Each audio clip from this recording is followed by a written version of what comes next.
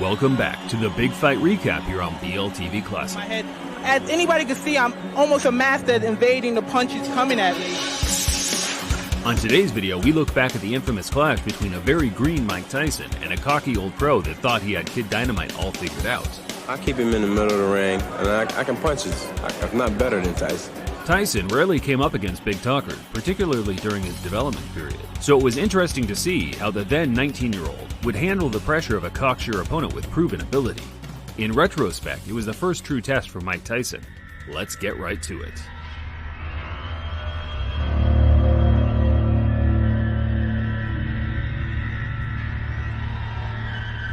With only a couple of tight-knit losses to the highly rated James Broad and Big John Tate, Donnie Long was back. And by back, I mean fresh out of jail for a murder charge that the evidence suggests he was very fortunate to receive a mistrial for. But that's a story for another day. Donnie Long is considered a great body puncher. And if James Broad is overweight, then that body shots will take his toll.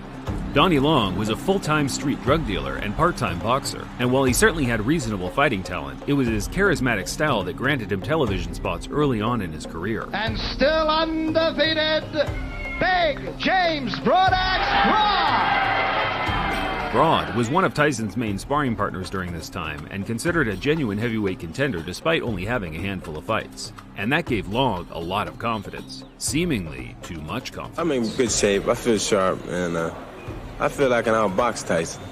Well, that's what I was going to ask you. You felt that Tillman in the Olympic trials outboxed Tyson, used his lateral movement and good jab, and those are skills you have, but you can punch also. Yes, I plan on boxing Tyson too. I think that I can box as good as he can, and I keep him in the middle of the ring, and I can punch it. I'm not better than Tyson. Long wasn't the first or last person to use Tyson's loss to Henry Tillman in the amateurs as a confidence booster.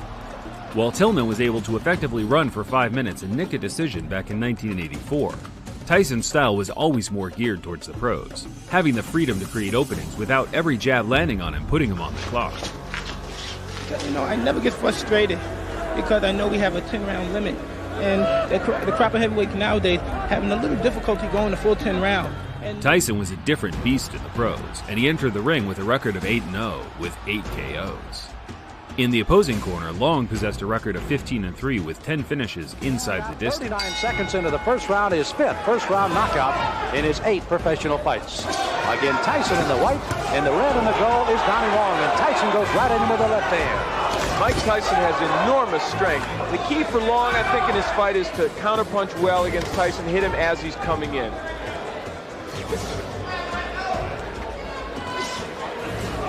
Tyson again, another one of those fresh youngsters, only 19 years of age. Long is 27. Oh, wow. Well, that was quick. Tyson dropped Long with a sweeping left hand 30 seconds into the fight. And while Long did make it back to his feet, you could see he barely had his legs under it. Cheeto looking on closely. You see Long holding those gloves up to say he's all right, but is he? Here comes Tyson. Left hand again. And as Tyson comes out with a strong right hand barrage again. This is as bad as I've ever seen Donnie Long look, but give Tyson credit. That's it. Wow. The left hand puts him down. He collapses, and this one is over as the doctors rush into the ring. Make no mistake about it. That was a good performance. A handful of heavyweight contenders were ringside, and Tyson issued a warning for all of them during his interview with Al Bernstein after the fight.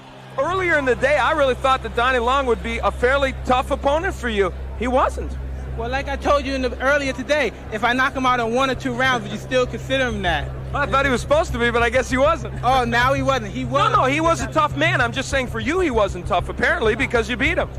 I knew from the beginning, but everybody else knew that it was no calm. It was no calm. Just like the rest of it. A lot of people came to look. Jesse Ferguson came to look. The Fraziers came to look. James Broad was out there. All of you come get some, because Mike Tyson's out here. He's waiting for you. All come get some. The loss took a heavy toll on Long's career and his personal life. He only fought 7 times after and lost 6 of those by taking a substantial beating each time.